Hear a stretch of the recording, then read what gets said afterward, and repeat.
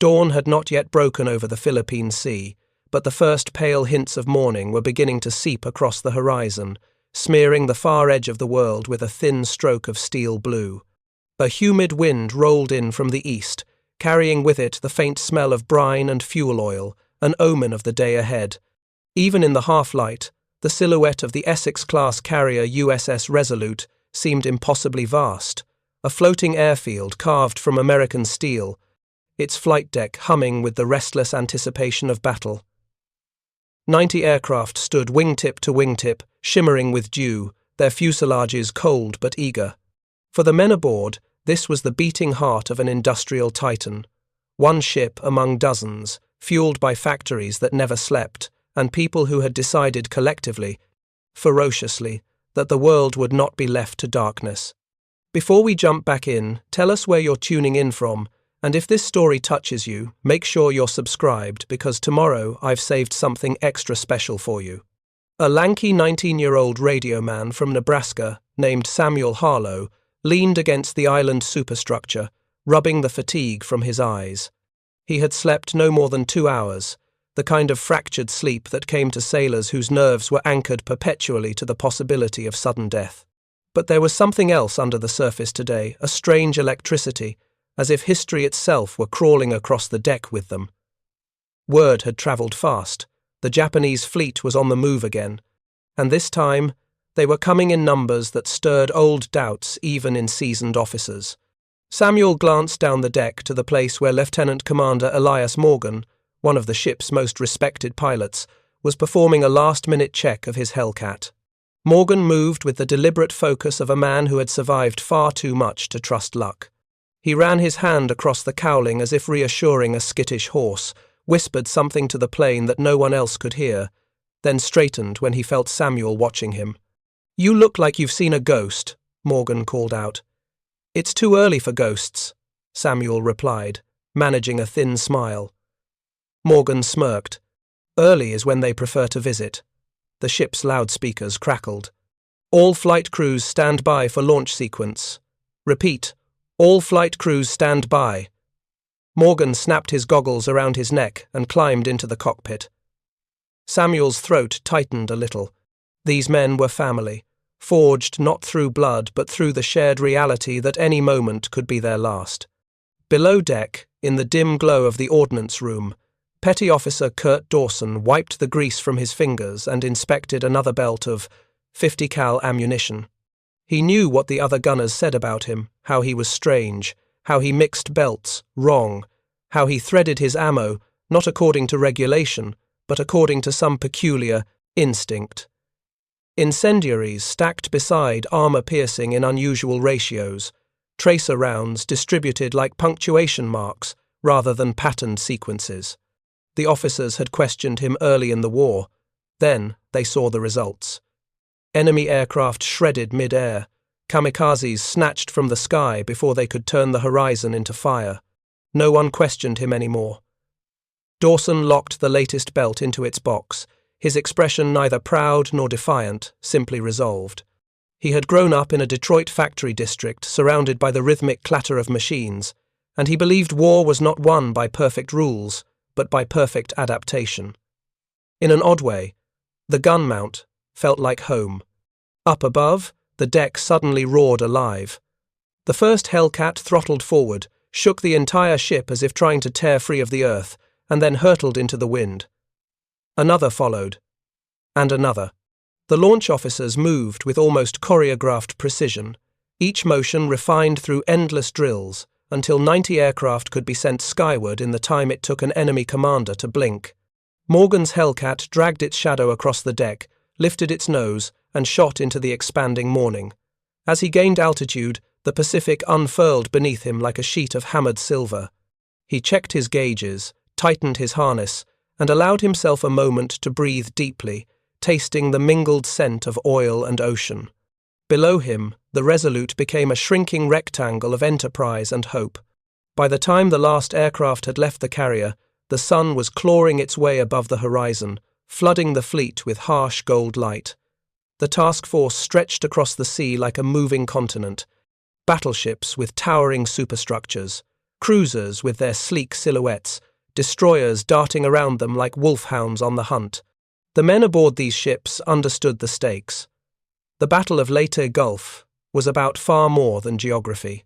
It was about momentum, about whether the war's tide would accelerate toward its conclusion or lurch back into uncertainty. Far to the west, in the darkened conference room aboard the Japanese battleship Yamato, Admiral Takeda Mitsuharu studied the latest reconnaissance report. His officers stood silent, stiff, each man carrying the weight of 1,000 unspoken fears. The maps and charts on the table looked less like tactical plans and more like the ghost outlines of a vanishing empire. So, Takeda said quietly, the Americans have launched their aircraft already. His chief of staff nodded. 90 planes from a single carrier within 7 minutes. A low murmur rippled across the room. Takeda closed his eyes briefly. That figure alone carried devastating implications. The Americans were no longer just a military opponent, they were a manufacturing phenomenon. An endless conveyor belt of ships, aircraft, tanks, and men. The Empire's hopes of matching such a tidal wave were little more than illusions clutched out of pride and desperation. He remembered when he had been a young officer, convinced that spirit and discipline could overcome any material disadvantage. But he had lived long enough to see factories become the true fortresses of war. He watched the U.S. build Shermans faster than Japan could count losses. He watched them replace carriers in mere months, carriers that took Japan years to construct. And now, as American pilots soared confidently through the morning sky, he wondered if the battle unfolding today had already been decided long before their fleets ever set sail. Back over the Pacific, Morgan reached formation altitude. His wingman, Ensign Todd Ramsey, pulled up beside him, youthful exuberance radiating from every movement. "Think the Japs are really sending everything they've got?" Ramsey asked over the radio. "They'll send everything because they have nothing to lose," Morgan replied. "Men fight hardest when they realize their end has already begun." Ramsey fell silent. They both knew the truth of it. They had seen it in the eyes of enemy pilots who dove with the express intention of dying, in the frantic resistance on islands where even women and boys were armed with bamboo spears. Japan was burning from within, but it would not collapse quietly. Below the fighter squadrons, the torpedo bombers and dive bombers maintained their steady course. The strike group was a layered storm, fighters up front, bombers in the middle, torpedo planes riding low like arrows preparing to skim across water. Together they formed a single, expanding spear aimed directly at the heart of the Japanese central force.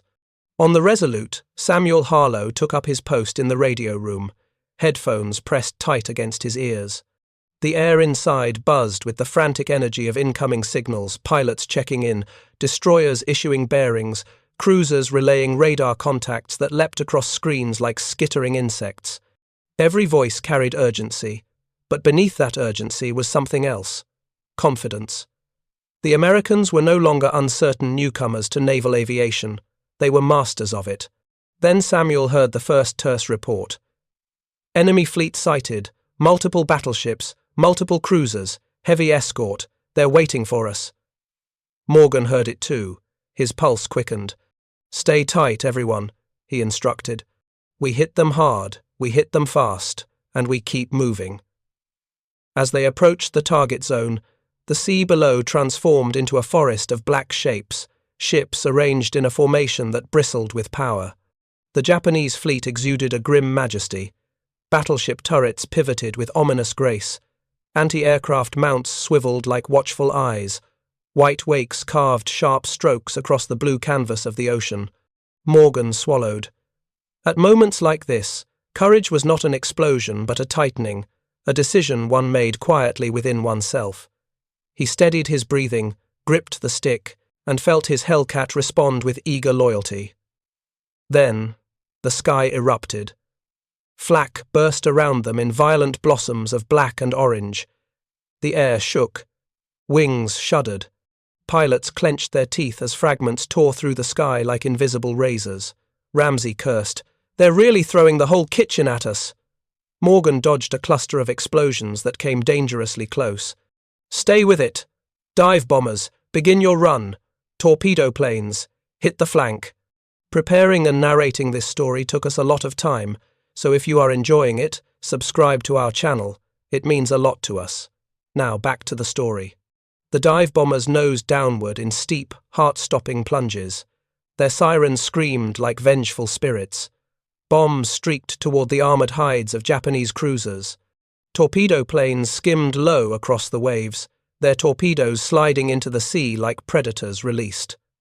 Morgan swept in after them, his guns blazing at zero, scrambling from the decks of Japanese carriers. His tracers carved brilliant, vengeful lines through the sky. 10 burst into flames and spiraled downward. Below him, a torpedo detonated against the hull of a Japanese battleship, sending a towering geyser of water skyward. A dive bomber's payload slammed into a cruiser's aft deck, ripping open steel like paper. But the Japanese response was furious.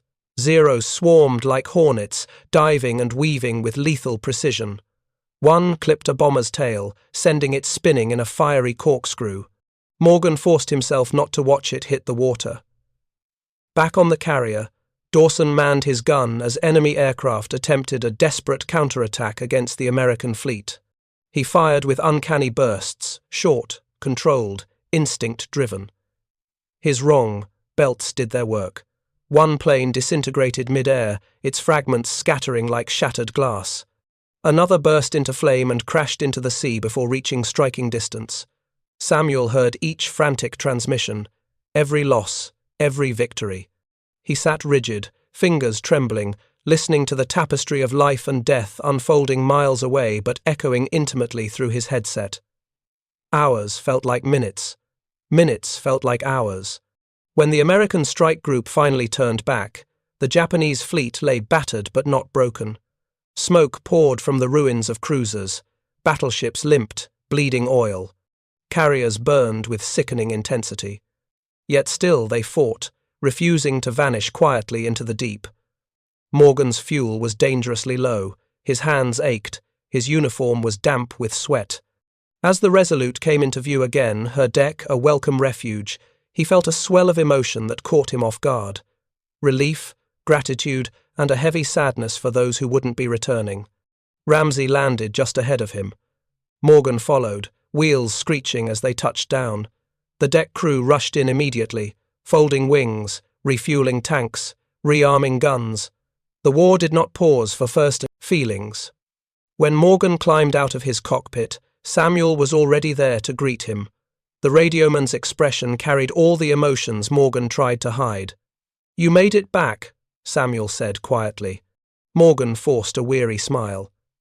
"Yeah, but we've only just begun." Far across the sea, aboard the crippled Yamato, Admiral Takeda stared out across the smoke-darkened horizon. He knew then, with absolute certainty, that industrial might not courage, not strategy, not destiny was the ultimate force shaping this war.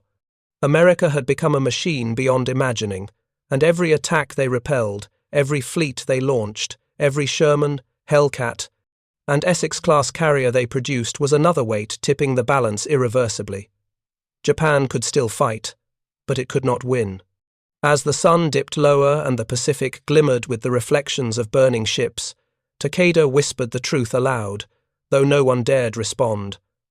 "The tide has turned, and we are drowning in it." The war had entered its final act, but its final act would be long, bitter, and written in fire. Night crept across the Pacific like ink poured over the world, swallowing the last embers of sunset and leaving only the glow of distant fires on the horizon. The sea had calmed from the violent thrashing of the day's battle, but a heavy stillness hung in the air, an unnatural silence, the kind that comes after terrible exertion, when both survivors and spirits hold their breath. Aboard the USS Resolute, the flight deck crews moved with restrained urgency, as though the darkness itself were watching, waiting to see how they would respond to what dawn had revealed. The ship bore scars, shrapnel pocks along the island, scorch marks where a near miss had sprayed burning fragments across the deck, but she still stood defiant, humming with the tireless machinery of war. Samuel Harlow stepped out onto the deck, rubbing his stiff neck and inhaling the cool night air. The stars overhead were bright, untainted by city lights, shining as though indifferent to the struggles of men below. But Samuel felt the weight of the day pressing deep into his bones. He had listened to every frantic transmission, every call for help, every fading voice. Radio work during battle was like hearing the ghosts of the future whispering through static. Morgan found him standing alone at the starboard rail. The lieutenant commander moved with a noticeable limp. His leg had cramped violently after hours in the cockpit, but he forced himself steady. "You look like someone studying eternity," Morgan said. Samuel didn't look away from the sea. "Feels like it looked back today." Morgan stood beside him without asking permission. They were friends now, bound by invisible threads tensioned by the war. Silence flowed between them for a time, broken only by the hiss of the wind. Then Samuel said quietly, "You think they'll come again tonight?" Morgan considered. "If they have anything left to give, they will. A cornered opponent doesn't sleep." He didn't voice the darker truth that desperate forces often chose night for their final, most reckless attacks. Far below deck, in the dim-lit ready room, Petty Officer Kurt Dawson disassembled his Browning, 50 cal. Every piece lay meticulously arranged on a cloth: barrel, bolt, springs, feed mechanism. He wiped each part with quiet precision, almost reverence. The gun was his extension, his companion, the instrument of a grim duty he performed with strange clarity. Tonight, he sensed something coming, an instinct he knew better than to ignore. One of the younger gunners, a boy barely 18 with freckles and too large a helmet, approached hesitantly. "Sir, do you really think they'll try something after dark?" Dawson didn't look up. "If I were them, I would." The boy swallowed. "What do we do?" "We stay awake," Dawson replied, "and we keep breathing." Meanwhile, aboard the crippled giant Yamato, Admiral Takeda Mitsuharu stood on the command deck, silhouetted against the flames of a burning escort cruiser half a mile away. The once immaculate flagship now groaned with battle wounds, buckled plating, shattered gun mounts, smoke seeping from vents like the size of a dying colossus. Officers moved around Takeda in hushed tones, their footsteps subdued, as if afraid to disturb the fragile dignity that remained. Reports came in, fuel dangerously low, 2 destroyers sunk, 1 cruiser listing badly, air support gone, carrier division scattered, burning, or silent. "We are blind tonight," murmured Captain Ishikawa, his voice tight. "Our scouts are gone, radar damaged, we cannot see what comes." Takeda exhaled slowly. "Then we must listen." The truth he did not speak. Listening rarely saved a fleet at night. Tokyo had demanded that the combined fleet fight to the last. But Takeda could feel the weight of every man aboard every ship in his care. Spirit alone could not bridge the gulf between a burning fleet and an enemy born from factories taller than mountains. Yet duty was a chain no naval officer could break. "Signal the fleet," Takeda said at last. "Prepare for night action, and have the engineers do what they can. We move at first light, if we still can." He did not add, "and if we still live." Miles away, American radar operators aboard the Resolute detected faint, intermittent echoes, shapes moving at the edge of detection, like shadows passing between ghosts and steel. The officer of the deck issued quiet orders. No alarm yet, no floodlights. The fleet maintained disciplined radio silence. Men tightened their grips on weapons. The mood shifted from fatigue to coiled readiness. Morgan found a seat in the pilot ready room, though he doubted he would sleep. Around him, pilots rested their heads against bulkheads or sat hunched over coffee cups, haunted by the memory of friends whose bunks now lay empty. Ramsey sat across, from him, needing a stress kink in his shoulder. "You think we'll get scrambled again?" Ramsey asked. Morgan didn't answer immediately. "Yes," he said finally. Ramsey nodded, as if he already knew. "I'll be ready." Morgan studied him. The boy had changed in a few hours, no longer wide-eyed, no longer fueled by excitement, but by cold necessity. The war was sculpting him quickly, ruthlessly. Then the klaxon blared. The sharp, metallic howl sliced through the ship, slamming every man into motion. Dawson snapped his Browning together in 6 practiced seconds. Pilots leapt to their feet. Samuel sprinted toward the radio room. The flight deck flooded with red emergency lights. All hands to battle stations. Enemy aircraft approaching. Morgan's stomach dropped, not because he feared death, but because he recognized the tone of that alarm. This was not a scout plane. This was an attack. The night sky erupted before the first enemy silhouette even appeared. Anti-aircraft guns on nearby destroyers opened fire, sending tracer streams upwards in crimson arcs. The air filled with the crack thump of explosions. Morgan dashed up the ladder toward the deck, helmet half-fastened, breath sharp in his chest.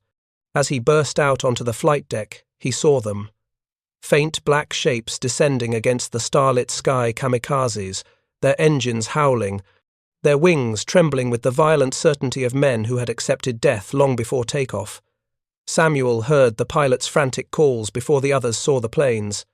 "They're diving from starboard. Low altitude. Multiple bogies. 20, 30, maybe more. Brace, brace, brace." Dawson trained his gun upward and waited for the second before the kamikazes broke into the beams of the ship's searchlights. The moment they appeared, dozens of crazed shadows hurtling forward, he opened fire. His mixed belts spat fury into the night. Tracers burned across the darkness. A plane exploded mid-dive, sending incandescent debris spiraling into the sea. Other gunners joined in. The night became a strobe of destruction, flares, explosions, flaming wrecks hitting the water like meteors. Yet still the kamikazes came. One broke through the outer curtain of fire, engine screaming like a tortured soul. It aimed straight for the Resolute's deck. Men shouted. Dawson swung his gun and fired 3 precise bursts. Incendiary, AP, tracer, AP. The rounds tore through the plane's fuselage. Flames erupted from its wing root. It wobbled, spiraled, and smashed into the ocean 50 yards off the bow, throwing up a geyser that soaked the deck crew. But another kamikaze came immediately behind it. This one wasn't hit soon enough. The plane clipped the edge of the flight deck, shearing off part of its wing before tumbling across the deck in a flaming skid. Men scattered. The wreckage slid dangerously close to parked aircraft before bursting apart in a violent blast that sent Morgan to his knees. When he pushed himself up, ears ringing, he saw fire licking across the deck. Fuel pooled. A burning wing lay upside down near a Hellcat. He ran toward it, motioning desperately for the deck crew. "Get those planes moved! Now!" he shouted. Sailors swarmed the area with hoses and extinguishers. Smoke billowed, stinging eyes, filling lungs. Morgan grabbed the edge of an overturned panel and heaved it aside, dragging out a stunned crewman whose leg was bleeding heavily. Below deck, the shockwave rattled Samuel so hard his headphones nearly flew off. He could hear screaming, orders, the crackle of flames. But he forced himself steady, relaying critical messages, coordinating responses, becoming the voice of the ship when chaos threatened to drown it. Ramsey finally reached the deck, breathless. "Skipper, you okay?" "Help me get him below," Morgan said, lifting the injured crewman. "We're not done yet." And indeed, they were not. More enemy planes dove toward the task force. Destroyers zigzagged, blazing away with rapid-fire guns. Cruisers launched starbursts of flak that illuminated the sea in ghostly flashes. A battleship to port took a direct hit, its AA platform vanished in a burst of orange flame. On the Resolute, Dawson kept firing until the barrel glowed. Sweat poured down his face. His shoulders burned. Yet his aim stayed true. Another kamikaze burst apart under his fire. And another. At one point, he shouted at the loader, "More belts! Mixed! Hurry!" The loader scrambled to feed him Dawson's custom-prepared ammunition, the wrong belts that turned the sky into a graveyard for incoming attackers. After what felt like hours, though only 23 minutes had passed, the last surviving kamikaze turned away, trailing smoke, disappearing into the night. Silence returned abruptly. Too abruptly. Slowly, men lowered their guns, Breaths steadied. Flames were extinguished. Medics rushed about with stretchers. The Resolute still stood, battered but alive. Morgan slumped against the bulkhead, exhausted. Ramsay sat beside him, shaking. "We made it," Ramsay whispered. Morgan looked at the ruined section of deck, the bodies covered with tarps, the scorched aircraft, the wounded being carried below. His voice was hoarse. "We survived," he said. "That's not the same thing as making it." Far across the ocean, aboard the Yamato, Admiral Takeda received the report. The night attack had failed. Losses were total.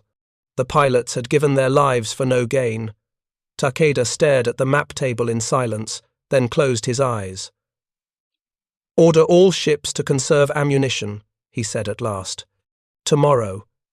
His voice trailed off. Tomorrow would be a reckoning. Back aboard the Resolute, Samuel finally left the radio room and stepped onto the deck. Dawn was still hours away, but the horizon held a faint, nearly imperceptible glow. He walked past Morgan, past Ramsay, past the damage crews, and stopped at the starboard rail. The sea was calm again, but he knew tranquility was a liar. Tomorrow, the fleets would meet again, and the world would remember what happened. Dawn rose reluctantly, as though the sun itself feared illuminating the wreckage scattered across the sea. The eastern sky shifted from bruised purple to a hesitant orange, casting long, rippling reflections across the steel-grey waves. Smoke still clung to the horizon where the last kamikaze had fallen hours earlier. The American task force looked battered but unbroken. The Resolute's deck bore new scars, blackened patches of burnt planking, twisted fragments of aluminum, scorched tie-down points, but the crew moved across it with renewed determination. They knew the Japanese fleet was still somewhere beyond the haze, and that today would likely be the most decisive day of their lives. Samuel Harlow, weary from another sleepless night, climbed topside to check the morning's weather report transmissions. His uniform smelled of smoke despite his attempts to wash it. He paused at the rail, breathing in the cool morning air, letting the rhythmic crash of waves against the hull steady him. A few feet away, sailors were cutting away the ruined wing of an aircraft that had burned nearly to its skeleton. Samuel watched the metal sparks shower downward like dying stars.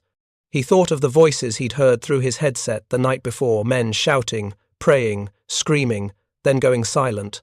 Some voices he knew, some he had only heard once. He wondered if the ocean absorbed those echoes, or if they simply drifted away into nothing. He feared the latter. In war, memories vanished quickly. The living had no room to carry them all. A heavy hand landed on his shoulder. Morgan stood there, bleary-eyed, uniform open at the collar. "You holding up?" the pilot asked. Samuel nodded weakly. "Still breathing." "You?" Morgan let out a dry laugh. "Barely. But I'll take it."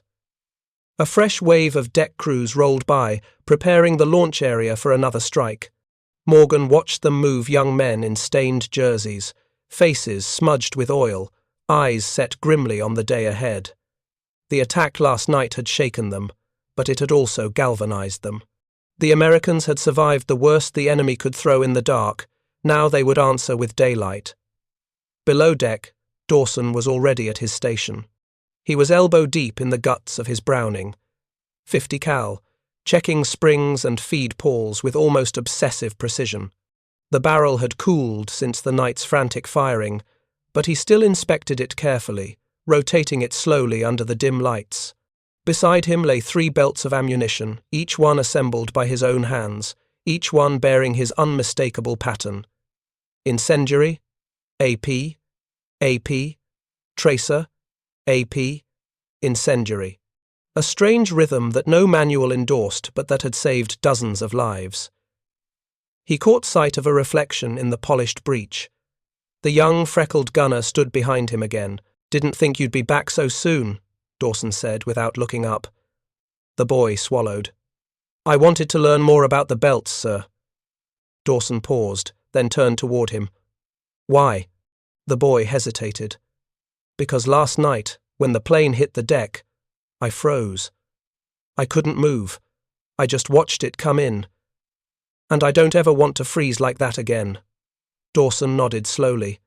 Good, that's reason enough. He gestured for the boy to sit. First rule, understand what you're firing, not just how. Some rounds punch, some burn, some mark your path. War's not about firing blindly, it's about applying pressure exactly where it matters. The boy listened as if learning the scriptures of survival. On the Resolute's bridge, Captain Warren Reeves studied the morning reports. His face was a mask of composure, but inside, calculations whirled like storm winds. 3 destroyers had suffered serious damage during the night. 1 cruiser had taken a hit so devastating that it limped along at barely half speed. Fuel reserves were tightening. Ammunition had taken a noticeable dent, but the Japanese central force was limping too, and far worse. Radar plots showed scattered movement. Intercepts from other American ships indicated the enemy was disorganized, likely operating with damaged communications. This was the moment to press the advantage. Launch Strike Group Alpha at 0900, Reeves ordered. The officers acknowledged with crisp salutes. Morgan received the message 15 minutes later. He finished a stale cup of coffee, strapped on his gear, and forced himself into the mindset he needed: calm, focused, lethal. Samuel stepped into the room just as the pilots were gearing up. You flying again? Samuel asked. Morgan smirked tiredly. In this war, you fly until you can't. Then someone else drags you out of the cockpit so you can die in a bunk instead. Comforting. I try. Ramsey appeared beside them, already wearing his harness. He means it's better to go quickly than slowly, he said bluntly. Samuel frowned. I didn't ask for clarification. Morgan laughed. It was brief but genuine. Minutes later, the pilots assembled on deck. Engines roared alive, over and over, until the entire carrier vibrated under the throaty rumble of aviation power. Flight crews scrambled around them, pulling chocks, signaling thumbs up, double-checking every last bolt. Morgan climbed the ladder into his Hellcat's cockpit. The leather seat felt like both a cradle and a coffin. He strapped in, tightened his mask, and glanced across the deck at Ramsey, who gave him a nod. The deckmaster signaled. Another nod. Then the first plane shot down the deck and soared into the brightening sky. Another followed, and another. The sequence was nearly as rapid as yesterday's American efficiency tightening into something formidable. As Morgan's Hellcat sped forward, the wind slammed into him, lifting him upward, pulling him into the sky where he belonged. He banked right, fell into formation, and let the ocean's glint fade into distance below. The strike group surged toward the Japanese fleet. Across the water, aboard the Yamato, Admiral Takeda gripped the railing of the command deck as the morning sun revealed the full extent of their condition. Damage control teams scurried across the decks of multiple ships, smoke still curled skyward. The fleet was fractured, each vessel fighting its own battle to stay afloat. Captain Ishikawa approached quietly. Sir, scouts report enemy planes inbound. Many. Takeda closed his eyes. He felt the weight of a century on his shoulders. The voices of fallen commanders seemed to whisper through memory. Fight with honor. Die with honor. Let the Empire shine, even in its final hour. Today, we give them everything. The Japanese fleet braced as the first black dots appeared high in the sky, American fighters leading the formation like steel-winged hawks. Morgan broke formation. Bombers, begin your run. Fighters engage incoming.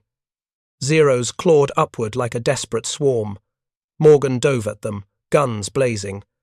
His tracers carved across a Zero's fuselage, splitting it open. Another zipped past his canopy, close enough for him to see the pilot's face, a flash of determination mixed with sorrow. Morgan spun hard, fired, and the Zero burst in a shower of fragments. Ramsey's voice crackled over the radio. Skipper! 2 on your 6. Morgan banked sharply, pulling G's so hard his vision narrowed. The enemy planes followed relentlessly until a pair of American Hellcats intercepted, guns thundering. 1 Zero vanished in flame, the other dove and disappeared. Thanks, Morgan breathed. Don't mention it, came the reply. Below, the torpedo planes opened their bomb bay doors and raced toward a battered cruiser. Torpedoes slipped into the water and streaked forward. Moments later, twin eruptions of water engulfed the ship's midsection. Flames erupted from the wound. Japanese battleship guns thundered back, their huge shells streaking skyward in fiery arcs. One shell burst close to a dive bomber, shredding its starboard wing. The bomber spiraled down, pilot trapped inside. Morgan forced himself to look away. Another wave of American aircraft dove toward the Yamato, their bombs glinting. Takeda watched them come. He stood perfectly still, as though facing fate itself. When the first bomb struck the battleship's armored deck, the explosion shook the entire bridge. Men staggered, smoke engulfed the forward turret. Still, Takeda did not flinch. A second bomb struck. A third. Yamato groaned, a wounded Leviathan struggling to stay upright. Morgan climbed for altitude, looping around to rejoin the fighters. His fuel gauge inched lower. Each minute cost him precious gallons. But the fight was far from over. Below, a massive plume of smoke erupted. From a Japanese destroyer struck amidships. Another cruiser fired wildly, its deck a chaos of flames and broken guns. For a moment, just a moment, the sky seemed to freeze, suspended between past and future. Then the Yamato's forward magazine detonated. The explosion was colossal, a roaring blossom of fire and steel that tore upward into the heavens. Debris flew hundreds of feet. Shockwaves rippled across the sea, rocking aircraft mid-flight. Morgan jerked in his seat as the blast wave touched him. His breath caught. The Yamato did not sink immediately. It burned first rivers of fire cascading down its sides, men running across the deck like tiny shadows overwhelmed by light. Then it began to list, slowly, as if bowing farewell to an empire's dying dream. Admiral Takeda remained on the bridge until the very end. Back aboard the Resolute, Samuel listened to the reports coming in. Each transmission painted a fragment of the battleship sinking, ship burning, aircraft crashing, fleet scattering. He wrote every word, even though his hand trembled.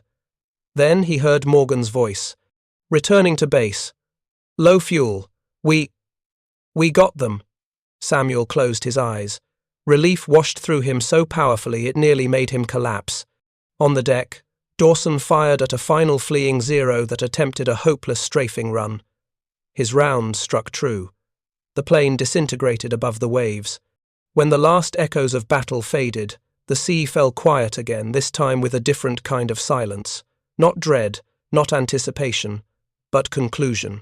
Hours later, Morgan landed his Hellcat on the Resolute. Crew members cheered. Ramsey threw his arms around him. Samuel climbed the ladder to greet them, smiling for the first time in days. Dawson emerged from below, grease-stained and exhausted.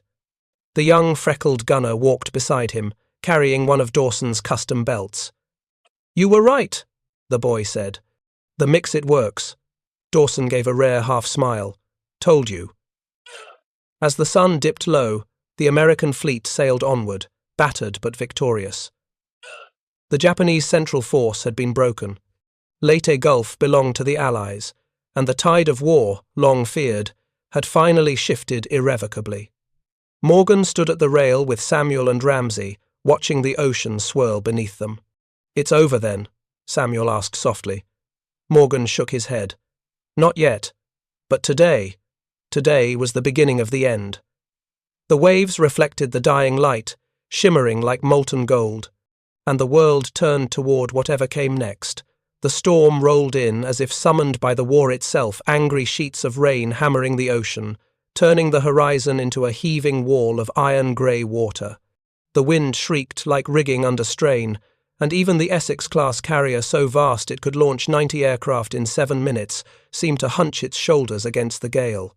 But the men on deck moved with purpose. The battle was not over. It never was. Reginald stood near the starboard catwalk, hand gripping the railing as the deck pitched beneath him. His oil-stained coat snapped in the wind. The events of the previous hours replayed in his mind. Kent's warning, the 5-minute drumfire from Hill's destroyer, the Changsha's final torchlight collapse. Yet something inside him sensed there was still a missing piece. Nagumo's last message, etched from captured fragments, still haunted him. "What you call mercy, we call a storm." It didn't match the desperation they saw at sea. It felt like a warning about something still coming. On his third step toward the communications office, the deck phone rang behind him, half drowned by the storm. A young ensign grabbed it, listened, and immediately looked over. "Commander, Intel room needs you. Now." Reginald rushed inside, water trailing from his boots. Even with blackout curtains tight, occasional flashes of lightning pulsed through the seams. The intelligence officer, Lieutenant Warren, stood over a table strewn with coded intercepts and wet maps. He didn't look up. "We broke something." Reginald's pulse quickened. "Go on." Warren pushed a freshly decoded sheet forward. "Japanese naval broadcasts fragmented, but consistent. They reference an operation name we've never seen, connected to this sector before." He tapped the sheet. "Kaminari Alt." Thunder reshaped. Reginald frowned. "Another strike group? Not that simple." Warren swallowed hard. "It's not a unit. It's a method." A violent jolt rocked the ship hard enough that both men grabbed the table. The carrier shuddered. The lighting flickered. Someone up top shouted orders, muffled through steel bulkheads. Reginald braced himself. "What now?" A voice burst over the ship's internal comm. "Lookouts report unknown, flashes off the port bow bearing 080, possibly hostile." "They can't fire in this weather. Visibility is." But the ship jolted again. Reginald ran. He burst onto the rain-soaked flight deck, blinded for a second by wind-driven sheets of water. The carrier's deck crews had frozen mid-movement, heads turned toward the horizon. A bloom of orange fire lit the storm clouds in the distance. Not shells, not destroyer gunfire. Something else, low, bright streaks skimming across the sea, almost hugging the waves. Kent emerged from the radar shack, drenched to the bone, holding a soggy clipboard. "Sir, radar readings are erratic as hell, but whatever's out there, it's coming in low, very low. Wave-skimming levels." Reginald felt the cold bite deeper. "Suicides?" Kent shook his head. "Not planes. Or, not like any we've seen." Another streak tore across the water and exploded a few hundred yards short, the shockwave rippling up the carrier's hull. Reginald shouted into the gale, "Sound general quarters!" Klaxons wailed, echoing through steel corridors. "Boots!" thundered on ladders. Gunners raced to their mounts, wiping storm water from sights and grips. Thunder rolled only. It wasn't thunder. It was an engine, small, fast. A dark shape skimmed just above the waterline, weaving through the storm like a predatory fish. A suicide boat, but not wooden. Kent's binoculars glinted with raindrops as he strained to track it. Metal hull, shaped bow. Damn thing's got an aircraft engine strapped to it.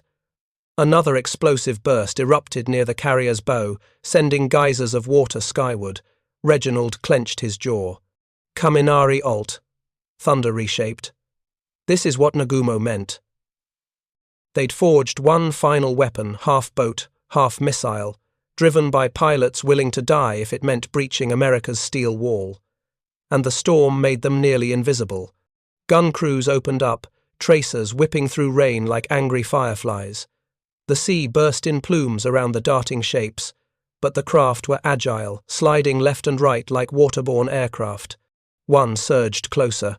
Reginald sprinted along the catwalk, waving at the bow gunners. "Left! 100 yards! Travelling fast!" But the wind devoured his words.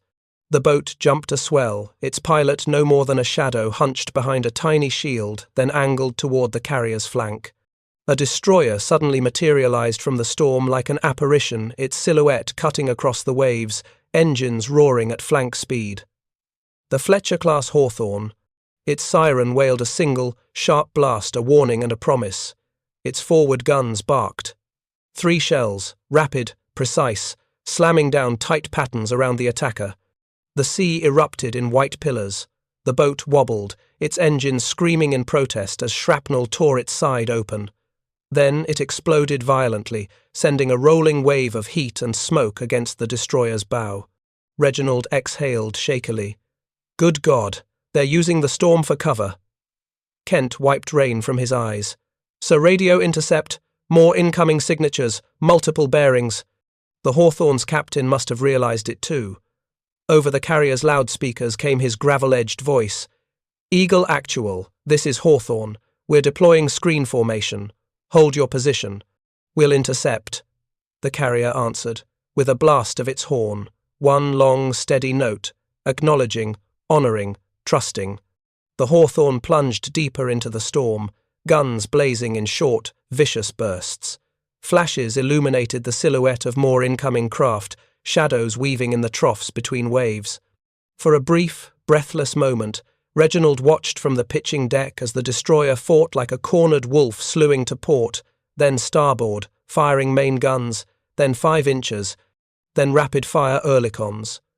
The storm turned each muzzle flash into a lantern flicker. The sea foamed white beneath the barrage.